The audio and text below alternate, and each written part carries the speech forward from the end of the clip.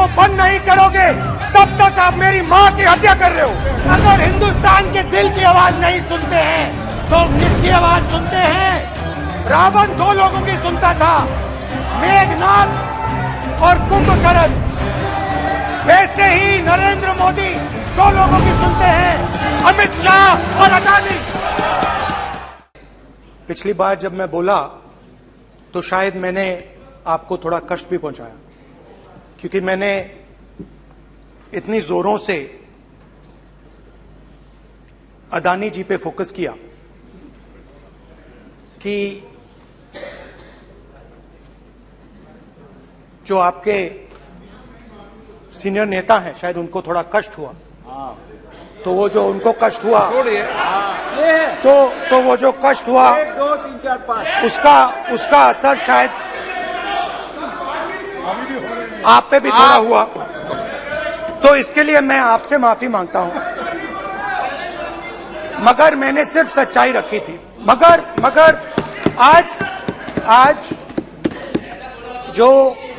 आज जो मेरे बीजेपी के मित्र हैं, आज आपको डरने की जरूरत नहीं है। आज कोई घबराने की जरूरत नहीं है।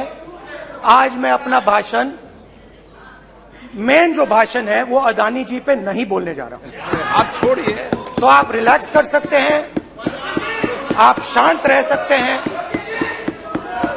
क्योंकि मेरा भाषण आज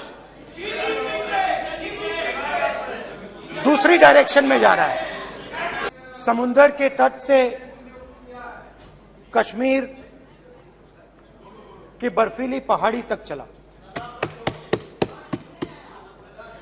नहीं, लद्दाख को मैंने नहीं छोड़ा। यात्रा अभी खत्म नहीं हुई है, यात्रा जारी है और जरूर लद्दाख आएंगे, घबराइए मत। बहुत सारे लोगों ने मुझसे पूछा यात्रा के दौरान, यात्रा के बाद कि राहुल तुम क्यों चल रहे हो, क्या तुम्हारा लक्ष्य क्या है, कन्याकुमारी से कश्मीर तक क्यों जा रहे हो। और जब वो मुझसे पूछते थे, शुरुआत में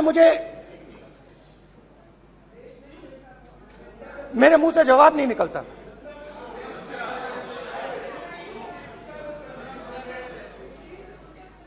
शायद मुझे ही नहीं मालूम था कि मैंने ये यात्रा क्यों शुरू की। सालों से मैं हर रोज 8-10 किलोमीटर दौड़ता हूं, तो मेरे दिमाग में था कि अगर मैं 10 किलोमीटर दौड़ सकता हूं तो 25 किलोमीटर चलने का क्या मतलब, कोई बड़ी बात नहीं है। ये मैंने सोचा था। आज मैं उस भावना को देखूं तो वो अहंकार था कि मैं ये कर सकता हूं, ये कुछ नहीं है। तो मेरे दिल में उस समय अहंकार था।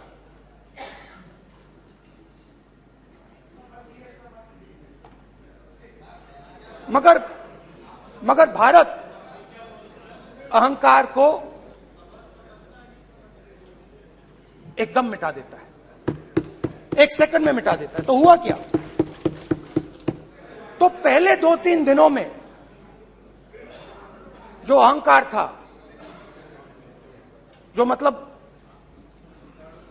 भेड़िया जो निकला था, वो चींटी बन गई एकदम। जो हिंदुस्तान को अहंकार से देखने निकला था, वो पूरा का पूरा अहंकार गायब हो गया।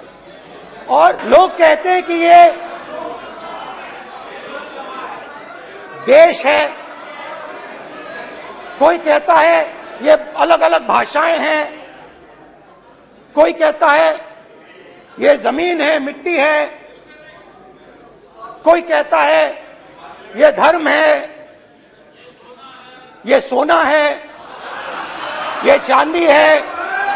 मगर भाइयों और बहनों, सच्चाई है कि ये देश एक आवाज है, ये देश सिर्फ एक आवाज है।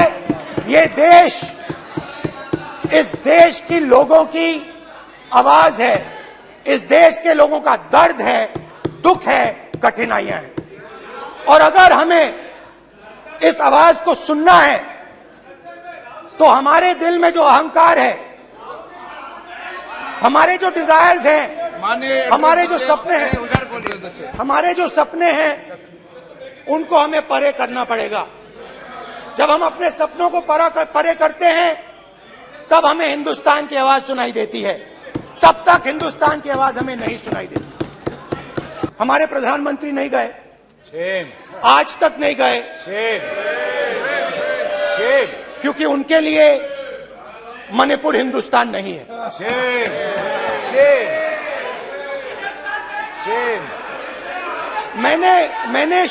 मैंने मणिपुर शब्द प्रयोग किया, मगर आज की सच्चाई यह है कि मणिपुर नहीं बचा है। मणिपुर को आपने दो भाग में कर दिया है, मणिपुर को आपने बांट दिया है, तोड़ दिया है। और मणिपुर के कैंप्स में मैंने महिलाओं से बात की, बच्चों से बात की, जो हमारे प्रधानमंत्री जी ने आज तक नहीं किया। बहुत सारी महिलाओं से बात किया, मगर मैं आपको दो उदाहरण देना चाहता हूं। एक महिला मुझे कहती है, मैंने कहा क्या हुआ तुम्हारे साथ? कहती है, मेरा छोटा सा बेटा, महिला का सम्मान करें प्लीज, ये सम्मान। एक ही बच्चा था मेरा, कोई शर्म कर लो गल, एक ही बच्चा था मेरा, मेरे सामने, मेरे आंखों के सामने उसको गोली मारी है। मैं पूरी रात, आप सोचिए, आप अपने बेटों के बारे में सोचिए, मैं पूरी रात उसकी लाश के साथ लेटी रही। झूठ नहीं, झूठ आप बोलते हो, झूठ मैं नहीं बोलता हूं। मैं पूरी रात उसकी लाश के साथ लेटी रही और फिर मुझे डर लगा, मैंने अपना घर छोड़ दिया। स्पीकर सर, इन्होंने मणिपुर में हिंदुस्तान की हत्या की है, सिर्फ मणिपुर की नहीं, हिंदुस्तान की हत्या की है। इनकी राजनीति ने मणिपुर को नहीं, हिंदुस्तान को मणिपुर में मारा है।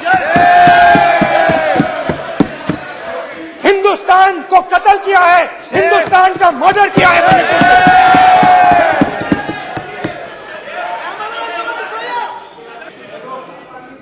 भारत एक आवाज है, भारत हमारी जनता की आवाज है, दिल की आवाज है। उस आवाज की हत्या आपने मणिपुर में की, इसका मतलब भारत माता की हत्या आपने मणिपुर में की।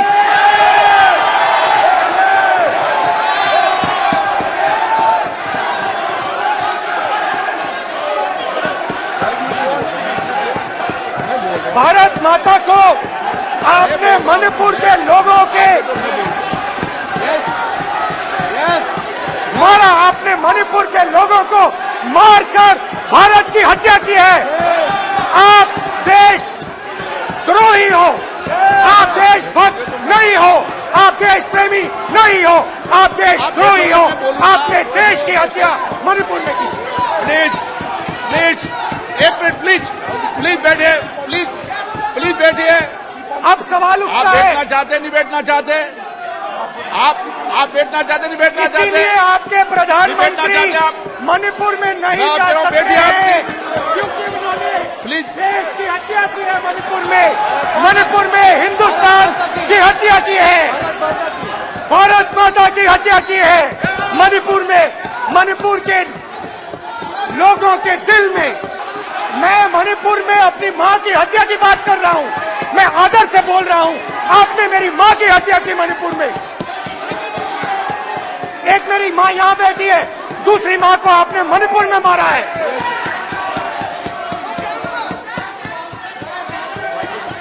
और हर रोज जब तक आप हिंसा को बंद नहीं करोगे तब तक आप मेरी मां की हत्या कर रहे हो।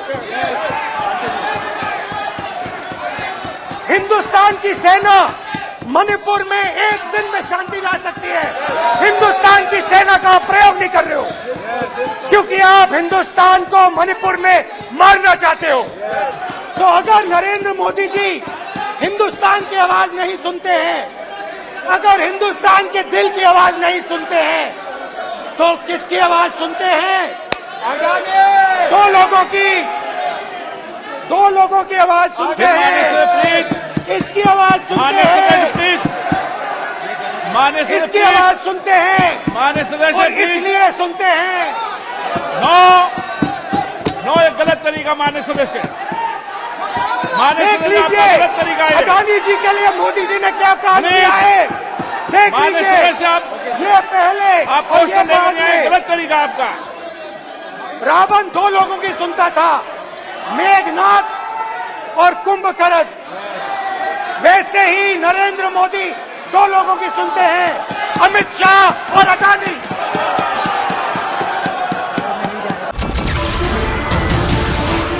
नमस्कार, मैं हूं मानक गुप्ता। अगर आपको हमारा ये वीडियो पसंद आया हो तो इसे लाइक और शेयर जरूर करें और हां, हमें सब्सक्राइब और फॉलो करना ना भूलें ताकि आप देश और दुनिया की कोई खबर मिस ना करें। तो जुड़े रहिए हमारे साथ और देखते रहिए News 24।